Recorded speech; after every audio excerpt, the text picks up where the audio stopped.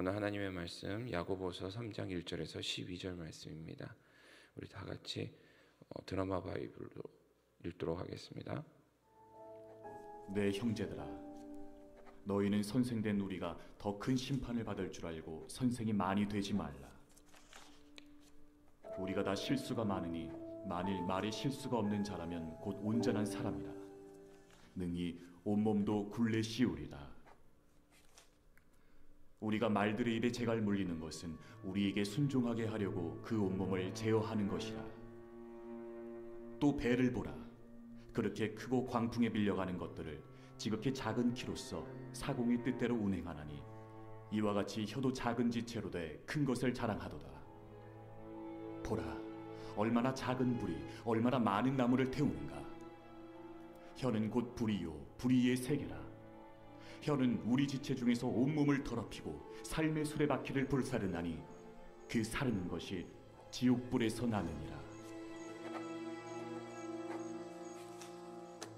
여러 종류의 짐승과 새와 벌레와 바다의 생물은 다 사람이 길들일 수 있고 길들여 왔거니와 혀는 능히 길들일 사람이 없나니 쉬지 아니하는 낙이요 죽이는 독이 가득한 것이라. 이곳으로 우리가 주 아버지를 찬송하고 또 이곳으로 하나님의 형상대로 지음을 받은 사람을 저주하나니 한 입에서 찬송과 저주가 나오는도다. 내 형제들아, 이것이 마땅하지 아니하니라. 샘이 한 구멍으로 어찌 단물과 쓴물을 내겠느냐. 내 형제들아, 어찌 무화과 나무가 감람 열매를 포도나무가 무화과를 맺겠느냐. 이와 같이 짠물이 단물을 내지 못하느니라. 아멘. 오늘 말씀을 가지고 재갈을 물리자라는 제목으로 오늘 나누고자 합니다. 야고보서는 행함이 없는 믿음은 죽은 믿음이라고 선언하고 있습니다. 그러다 보니까 오직 의인은 믿음으로 말미암아 살 것이다 라는 로마서 말씀과 반대되는 듯 보입니다. 그래서 지푸라기 서신이라는 오명을 쓰기도 했습니다. 하지만 모두가 오해일 뿐입니다. 야고보서에서 말하고 있는 행함에 대해서는 예수님의 비유를 통해 쉽게 이해할 수 있습니다. 마태복음 7장에 나오는 말씀인데요. 제가 읽어보겠습니다. 거짓 선지자들을 삼가라. 양의 옷을 입고 너희에게 나아오나 속에는 노략질하는 일이라. 그들의 열매로 그들을 알지니 가시나무에서 포도를 또는 엉겅퀴 나무에서 무화과를 따겠느냐. 이와 같이 좋은 나무마다 아름다운 열매를 맺고 못된 나무가 나쁜 열매를 맺나니 좋은 나무가 나쁜 열매를 맺을 수 없고 못된 나무가 아름다운 열매를 맺을 수 없느니라. 아름다운 열매를 맺지 아니하는 나무마다 찍혀 불에 던져지느니라. 이러므로 그들의 열매로 그들을 알리라. 아멘. 예수님께서는 거짓 선지자들을 경계하라 하시면서 그 열매로 그들을 알 수 있다라고 거짓 선지자들의 판별법을 알려주고 계십니다. 이런 관점에서 보면 믿음이 있는 자는 믿음의 열매를 맺는 것이 당연합니다. 행하기 때문에 믿음이 있는 것이 아니라 믿음이 있다면 당연히 행함으로 뒤따라야 함을 야고보서는 말하고 있는 것입니다.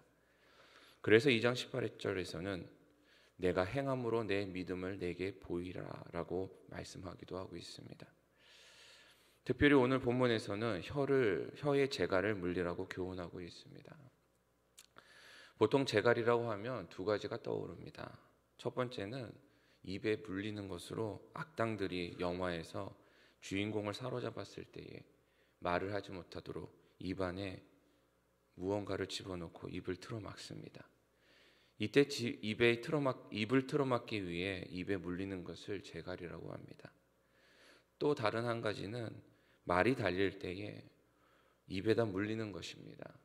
그 이유는 방향을 이끌기 위해서 입에다가 재갈을 물립니다. 이 두 가지 의미는 입에 물린다는 공통점이 있습니다. 하지만 그 용도는 확연하게 다릅니다. 하나는 아예 말을 하지 못하도록 입을 틀어막기 위함이고 하나는 방향을 이끌기 위함입니다. 그렇다면 오늘 본문의 재갈은 어떤 것인가? 3절에서 설명하고 있듯이 방향을 이끌기 위해서 말 같은 짐승의 입에 물리는 것을 말합니다. 그렇습니다. 본문 말씀은 아예 말을 하지 말라라는 것이 아니라 자신의 말을 통제하고 제어할 수 있어야 한다라고 가르쳐주고 있는 것입니다. 그 이유는 하나님께 순종하기 위함입니다. 이와 관련해서 시편에서 다음과 같이 가르치고 있습니다. 32편 9절을 보면 너희는 무지한 말이나 노새같이 되지 말라.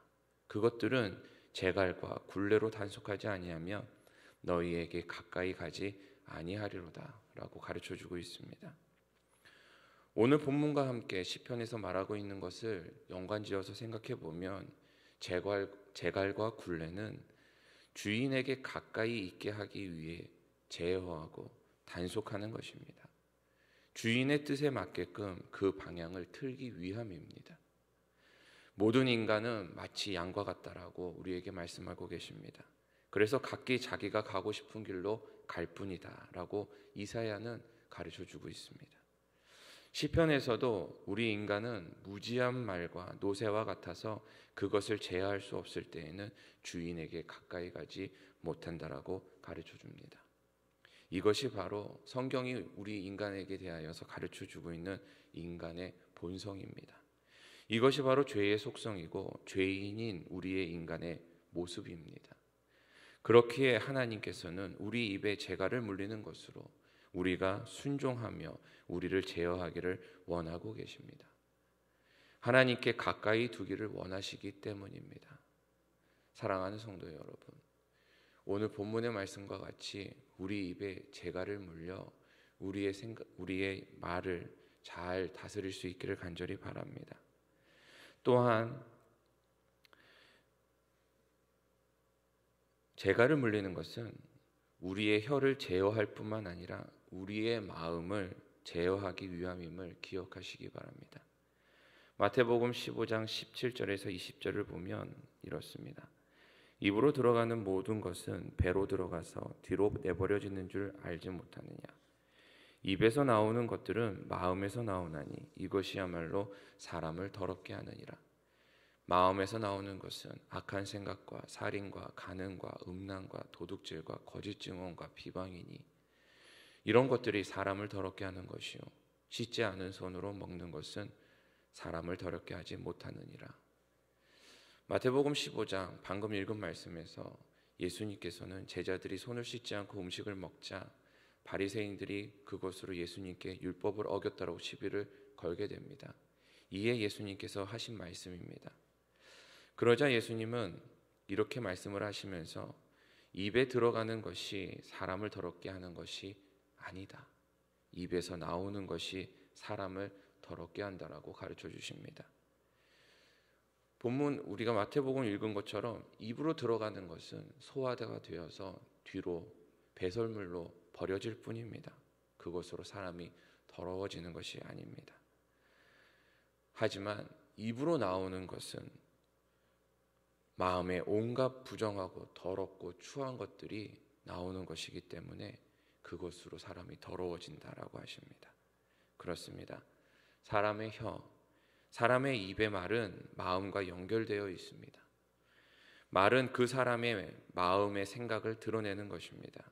그렇기에 어떤 말을 하느냐에 따라 그 사람의 생각이 드러나고 그 생각으로 인생의 방향이 정해지게 됩니다.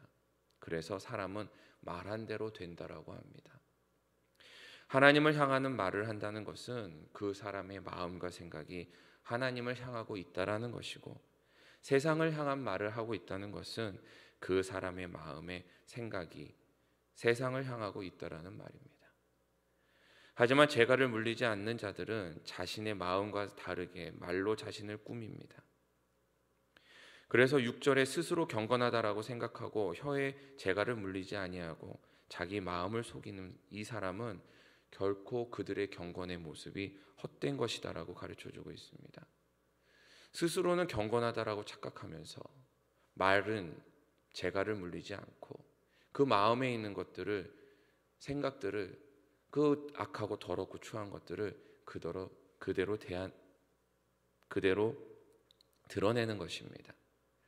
결국 재갈 물리지 않는 입은 그 마음에 부정한 것이 드러날 뿐이고 내 마음은 경건하다라고 믿고 스스로 속일 뿐입니다. 말은 그 마음을 고스란히 담고 있습니다. 내가 정말 하나님 앞에 경건하게 모습을 잘 지키고 있는가, 그것을 확인하고 싶다면 나는 지금 어떤 말을 하고 있는가 살펴보면 됩니다. 어떤 말을 하느냐에 따라서 그의 삶이 하나님께로 있는가, 하나님께 경건하게 하고 있는가, 아니면 세상을 향하여서 헛된 것에 마음을 쏟고 있는가 다 드러나게 되는 것입니다. 그렇게 하나님께서는 우리 혀에 재갈을 물려 순종케 하며 하나님 앞에 두고자 하신다는 말, 그 말씀으로 우리의 생각과 마음이 하나님께 있어야 함을, 또 하나님과 늘 동행해야 함을 가르쳐주고 계시는 것입니다. 우리는 우리 혀에 재갈을 물려야 합니다. 그것으로 하나님께 순종하는 것이고 우리의 마음이 하나님과 동행하는 것임을 믿으시기 바랍니다. 내가 어떤 말을 하느냐에 따라 지금 하나님과 동행하고 있는가, 내가 어떤 말을 하고 있느냐에 따라 내가 하나님께 순종하고 있는가, 그것으로 스스로를 살펴보시기 바랍니다. 또한 오늘 본문 말씀에서는 혀는 작지만 그 혀에 대해서 시작되는 파장은 매우 크다라고 말하면서 배의 키와 같고 작은 불과 같다라고 비유하고 있습니다. 4절에서 5절을 보면 이렇습니다. 또 배를 보라.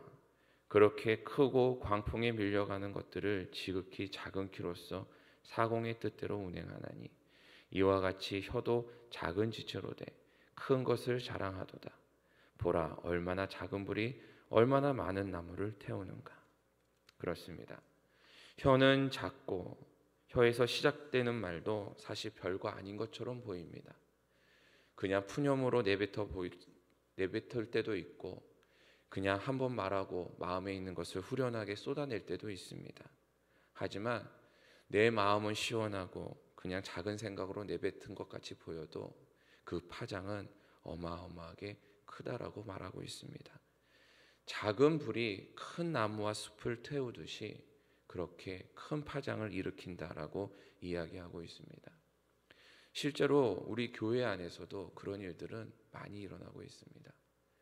정말 작은 말 한마디였는데 그냥 내 생각을 내뱉은 거였는데 혹은 내 마음에 쌓여있던 것들을 그냥 내려놓았던 것뿐인데 그 말이 누군가의 마음을 상하게 하고 또 내가 속해 있는 목장을 힘들게 하고 또 교회를 흔들 때가 있는 것을 봅니다.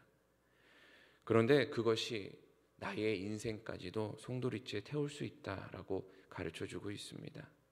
그렇기에 우리는 오늘 말씀과 같이 나의 생각과 마음을 지키고 하나님 앞에 순종하는 마음으로 우리의 혀를 재갈해야 하는 줄 믿습니다. 사랑하는 성도 여러분, 예수님은 우리의 선한 목자 되신다고 말씀하고 계십니다. 그리고 시편 23편에서는 그 목자는 늘 우리와 함께 하시며 우리를 부르고 계신다라고 합니다. 이때 우리가 그의 음성을 듣고 순종함으로 따라가야 합니다. 주님과 함께 동행하기 위해 우리의 입에 재갈을 물려 순종함으로 주님을 따라가고 그 생명의 길로 들어서야 할 줄 믿습니다. 또 우리의 생각과 마음을 주님께로 집중하고 주님을 바라보며 그 음성에 귀 기울여야 할 줄 믿습니다. 그리하여 오늘도 하나님의 음성을 따라 주님과 동행하는 복된 하루 되시기를 간절히 축원합니다.